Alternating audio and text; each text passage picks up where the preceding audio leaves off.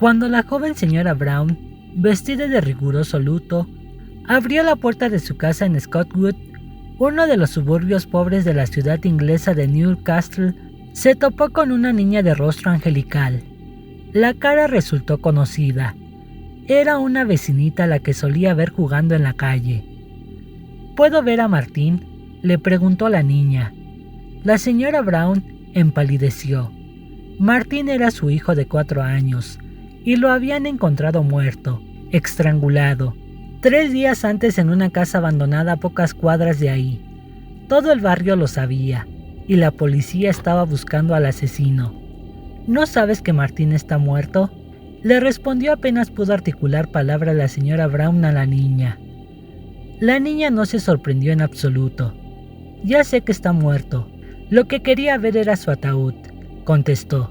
Si se hubiese tratado de una adulta, diría después la atribulada señora Brown, la habría insultado y de inmediato avisado a la policía, pero era apenas una niña. Pensó que lo que estaba ocurriendo podría ser una broma cruel de los chicos del barrio, o quizás resultado de una curiosidad infantil que no había reparado en el dolor que podía causar. Eso lo pensó después, porque en ese momento, al escuchar la respuesta de la niña, solo atinó a cerrar la puerta. La señora Brown no imaginó ni por un instante que Maribel, la niña de 11 años que había llamado a su puerta, era la asesina de su adorable Martín. Martín Brown, de apenas 4 años, había desaparecido la tarde del viernes del 24 de mayo de 1968. La señora Brown lo buscó primero por todos los rincones de la casa, y después, ya desesperada, salió a la calle llamándolo a los gritos. Los vecinos se sumaron enseguida a la búsqueda, y uno de ellos, quizás con la cabeza un poco más fría, volvió a su casa y llamó por teléfono a la policía. Con el paso de las horas, la desesperación fue en aumento. Nadie había visto a Martín, y la policía local empezó a trabajar con la hipótesis de un perverso que lo había subido a un auto para llevárselo lejos del lugar. Mientras tanto, los vecinos seguían recorriendo la zona con la esperanza de encontrarlo sano y salvo. Lo hallaron al día siguiente dentro de una casa abandonada, muerto. Estaba tirado sobre el piso, con restos de sangre y restos de lágrimas o de saliva que le surcaban el rostro. También había un frasco de analgésicos cerca de una de sus manos. Se pensó que el chico se había caído y muerto a causa del golpe en la cabeza. Recién en la autopsia se supo la verdad. Tenía un golpe fuerte en la cabeza, como se veía a simple vista, pero no había muerto por eso, sino que lo habían estrangulado. Se trataba sin duda de un asesinato, pero la policía ni siquiera tenía una pista para identificar y capturar al o a los asesinos. Nadie había visto ni escuchado nada. Respuesta del dolor que le había causado, la señora Brown tampoco pensó en informar sobre la insólita aparición de la niña preguntando en la puerta de su casa 3 días después del hallazgo del cadáver de Martin. El horror por la muerte de Martin Brown todavía no se había disipado en Scottwood, cuando el 31 de julio apareció el cadáver de otro niño en un descampado lleno de escombros.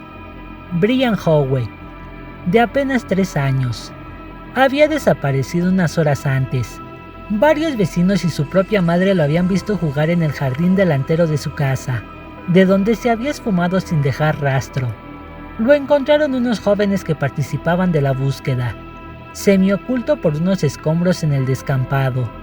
Estaba boca arriba, y en su vientre desnudo el asesino había marcado torpemente con un objeto cortante una letra M. La autopsia reveló que, igual que Martín, lo habían estrangulado. Interrogados por la policía, los chicos que encontraron el cuerpo de Brian, porque la hermana del niño desaparecido, apenas mayor que él, les había dicho que buscaran ahí. La niña tenía 5 años, y cuando le preguntaron por qué había señalado ese lugar, respondió que Maribel le dijo que les dijera. Le preguntaron entonces a Mary, que dijo que no había dicho nada. Era la primera vez que la policía escuchaba el nombre de Maribel, porque la señora Brown jamás la había nombrado. Mary tenía 11 años y parecía aún más chica. La hermanita de Brian había cumplido 5 hacía poco, La policía pensó que era imaginación de dos niñas y se olvidó de ellas, hasta que unos días después, el inspector de la policía local, James Dobson, reparó en una extraña conducta de Mary. El inspector Dobson volvió a ver a Mary, la niña a la que habían interrogado sobre la indicación del descampado, el día del velatorio del pequeño Brian. La vio, acompañada por otra chica de su edad, frente a la casa de los Howe, donde familiares y vecinos estaban velando los restos del niño asesinado. Le llamó la atención la actitud de las dos chicas. Cuchicheaban entre ellas, se reían y se burlaban de las personas que llegaban a la casa para dar el sentido pésame. Dobson intuyó que ahí había algo más que una falta de respeto infantil y decidió llevarlas a la comisaría para interrogarlas. Mary Bell estaba de pie frente a la casa de los Howe donde sacaron el ataúd. Yo estaba ahí, por supuesto, observándola, y fue cuando la vi allí que supe que no me atrevería a arriesgarme un día más. Estaba allí, riendo y frotándose las manos. Pensé, Dios mío, tengo que arrestarla. Contó Dobson después. En la comisaría, la separó en dos celdas y escuchó cómo de pronto se empezaron a insultar entre ellas a los gritos. La otra chica, de 13 años, se llamaba Norma Bell, y aunque llevaba el mismo apellido, no tenía parentesco con Mary, solo eran amigos. Le dijo a Dobson que cuando el inspector le preguntó, y acto seguido confesó. Le contó que vieron a Brian, jugando en la calle, y lo convencieron para que fuera con ellas a jugar al descampado, y que allí Mary le tapó la nariz con sus dedos, y después lo estranguló. Trató de echarle todo el fardo a Mary, asegurando que ella solo había mirado. Mary fue mucho más dura y fría que Norma frente al interrogatorio. Al principio negó todo, pero se enredó al decir que Brian tenía el vientre marcado con una letra hecha con una tijera, un dato que la policía no había revelado. Puesta frente a la evidencia, confesó: le apreté el pescuezo y me arrodillé sobre sus pulmones. Así es como lo maté, le dijo a Dobson. ¿Por qué lo hiciste?, le preguntó el detective. Por el placer y la emoción de matar, respondió. El frío y despiadado accionar de una niña de apenas 11 años causó conmoción, a la vez que llevó a sus crímenes a las portadas de los medios británicos, donde se le comenzó a llamar la niña psicópata. La historia de Bell fue investigada y contada a fondo. Nacida en Newcastle el 26 de mayo de 1957, era hija de una trabajadora sexual de 17 años que la dejaba prácticamente abandonada cada que debía viajar por trabajo a Glasgow. Nunca conoció a su verdadero padre, aunque durante sus primeros años creyó que un criminal llamado Billy Bell, que cumplía cárcel por robo a mano armada, era su progenitor. Era objeto permanente de maltratos de su madre, y según relató después, desde los 4 años fue abusada sexualmente por hombres a los que se la ofrecía. Quienes la conocían relataron episodios de su vida que prefiguraron los crímenes que finalmente cometió. A los 2 años, la expulsaron de la guardería porque intentó ahorcar a un compañerito. A principios de 1968, esta vez junto a su amiga Norma Bell, intentaron ahogar a una pequeña vecinita llamada Pauline, a la que le metieron puñados de arena dentro de la boca. Y en mayo de ese año, es decir, el mismo mes en que asesinó a Martin Brown, intentó matar a un primito de 3 años tirándolo desde la ventana de la planta baja de su casa. El chico sufrió varias fracturas que le impidieron caminar durante meses. La historia de la niña psicópata fue reflejada como una larga cadena de intentos de asesinato, como si fueran ensayos hasta llegar a perpetrar las muertes de Martin Brown y Brian Howe. El 17 de diciembre de 1968, Mary Bell fue sentenciada a la pena llamada Eidher Majestic Pleasure, que consiste en una condena indefinida en un reformatorio. El fallo se basó en los informes psiquiátricos que reflejaron síntomas de psicopatía. El juez señaló entonces que era peligrosa y que había un riesgo muy grave para los otros niños si no se le vigilaba de cerca. Tengo poder para ordenar una pena de prisión, y me parece que ningún otro método para tratar con ella en las circunstancias es adecuado, añadió el magistrado. Durante el juicio, La propia Maribel había declarado que le gustaba herir a los seres vivos, animales y personas que son mucho más débiles que yo, a los que no se pueden defender. Su cómplice Norma, en cambio, fue absuelta, pero también internada en un psiquiátrico del que nunca saldría. La niña psicópata fue internada en una escuela reformatorio. Luego pasó por otros centros similares. El mundo se había olvidado de ella en 1977, cuando con 20 años volvió a salir en las tapas de los diarios por escaparse con otra chica de la prisión de baja seguridad de Moor Court para pasar la noche con dos jóvenes. Fue liberada en 1980 debido a informes psiquiátricos favorables que señalaban que ya no significaba un peligro para la sociedad. Antes de salir en libertad, Mari conoció a un hombre casado, entabló una relación y quedó embarazada. Se enfrentó entonces a un dilema: tener o no tener el bebé. No quería tener un hijo de una relación sin futuro, pero a la vez para ella, eso significaba volver a matar. Lo primero que haría, luego de 12 años en prisión por matar a 2 bebés, era matar el mío propio. Contaría después. Finalmente decidió abortar. Al salir, tuvo varios trabajos, incluso en un comedor infantil.